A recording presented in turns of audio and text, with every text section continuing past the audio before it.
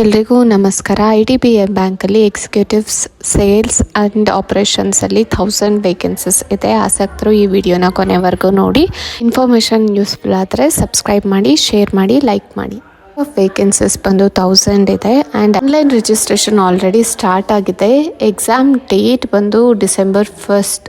Age ಬಂದು minimum 20 years ಆಗಿರ್ಬೋದು and maximum age limit ಬಂದು 25 ಇಯರ್ಸ್. ಎಜುಕೇಷನಲ್ ಕ್ವಾಲಿಫಿಕೇಷನ್ ಬಂದು ಮಿನಿಮಮ್ ಡಿಗ್ರಿ ಆದರೂ ಕಂಪ್ಲೀಟ್ ಮಾಡಿರಬೇಕಾಗಿರುತ್ತೆ, ಕಂಪ್ಯೂಟರ್ ಲಿಟ್ರಸಿ ಗೊತ್ತಿರಬೇಕಾಗಿರುತ್ತೆ ಆ್ಯಂಡ್ ಸ್ಯಾಲರಿ ಬಂದು 29,000 ಇರುತ್ತೆ ಫಸ್ಟ್ ಇಯರ್. ನೆಕ್ಸ್ಟ್ ಇಯರ್ 31,000ಗೆ ಜಾಸ್ತಿ ಮಾಡ್ತಾ ಹೋಗ್ತಾರೆ ಆ್ಯಂಡ್ ಇದು ಬಂದುಬಿಟ್ಟು ಕಾಂಟ್ರಾಕ್ಚುಯಲ್ ಬೇಸಿಸ್ ಆಗಿರುತ್ತೆ. ಸೊ 1 ಇಯರ್ ನಿಮಗೆ ಇನಿಷಿಯಲ್ ಪೀರಿಯಡ್ ಬಂದು ಪ್ರೊಬೇಷನರಿ ಪೀರಿಯಡ್ ಇರುತ್ತೆ and then they will extend your service. Selection process ಬಂದು ಆನ್ಲೈನ್ ಟೆಸ್ಟ್ ಇರುತ್ತೆ, ಅದಾದಮೇಲೆ ಡಾಕ್ಯುಮೆಂಟ್ ವೆರಿಫಿಕೇಷನ್ ಇರುತ್ತೆ, ಪರ್ಸ್ನಲ್ ಇಂಟರ್ವ್ಯೂ ಇರುತ್ತೆ, ಪ್ರೀ ರಿಕ್ರೂಟ್ಮೆಂಟ್ ಮೆಡಿಕಲ್ ಟೆಸ್ಟ್ ಇರುತ್ತೆ, PRMT ಅಂತ. ಇದೆಲ್ಲ ಪ್ರೋಸೆಸ್ನು ಫೈನಲೈಸ್ ಆದಮೇಲೆ ನಿಮಗೆ ಕರಿತಾ ಹೋಗ್ತಾರೆ, ನೀವು ಎಲಿಜಿಬಲ್ ಆಗ್ತೀರ. ಎಲಿಜಿಬಿಲಿಟಿ ಕ್ರೈಟೀರಿಯಾ ಬಂದು ನ್ಯಾಷನಾಲಿಟಿ ಇಂಡಿಯನ್ ಸಿಟಿಸನ್ ಆಗಿರಬೇಕು. ಇನ್ ಕೇಸ್ ನಿಮಗೆ ಏಜ್ ರಿಲ್ಯಾಕ್ಸೇಷನ್ ಬೇಕು ಅಂದರೆ SC/ST ಅವರಿಗೆ 5 ವರ್ಷ ಇದೆ, ಬ್ಯಾಕ್ವರ್ಡ್ ಕ್ಲಾಸಸ್ಗೆ 3 ವರ್ಷ, PWBD ಮತ್ತು ಎಕ್ಸ್ ಸರ್ವಿಸ್ ಮ್ಯಾನ್ಗೆ PWBD ಅವ್ರಿಗೆ 10 ವರ್ಷ ಆ್ಯಂಡ್ ದೆನ್ ಎಕ್ಸ್ ಸರ್ವಿಸ್ ಮ್ಯಾನ್ಗೆ 5 ವರ್ಷ ಇದೆ. ಆಸಕ್ತರು IDBI ವೆಬ್ಸೈಟ್ನಲ್ಲಿ ಇರುವಂಥ ಲಿಂಕಲ್ಲಿ ಕ್ಲಿಕ್ ಮಾಡ್ಬೋದು. ಇಲ್ಲ ಅಂದರೆ ನೋಟಿಫಿಕೇಷನ್ ಕಳಿಸಿದ್ದೀನಿ, ಲಿಂಕನ್ನು ಕಳಿಸಿದ್ದೀನಿ ಅಪ್ಲೈ ಮಾಡೋದಕ್ಕೆ ಅಂತ ನಮ್ಮ ಡಿಸ್ಕ್ರಿಪ್ಷನ್ ಬಾಕ್ಸಲ್ಲಿದೆ.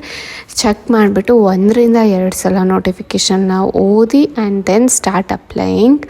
ನೋಟಿಫಿಕೇಷನ್ ಓದದೆ ಅಪ್ಲೈ ಮಾಡೋಕ್ಕೆ ಹೋಗಬೇಡಿ. ಇನ್ಫಾರ್ಮೇಷನ್ ರಾಂಗ್ ಆಗಿ ಟೈಪ್ ಮಾಡಿದ್ರು, ರಾಂಗ್ ಆಗಿ ಸಬ್ಮಿಟ್ ಮಾಡಿದ್ರು ಕೆಲವೊಂದು ಸಲ ಎಕ್ಸಾಮ್ ಬರೆಯೋದಕ್ಕೆ ಆಗೋದಿಲ್ಲ. ಹಾಗಾಗಿ ಹೇಳ್ತಾ ಇದ್ದೀನಿ.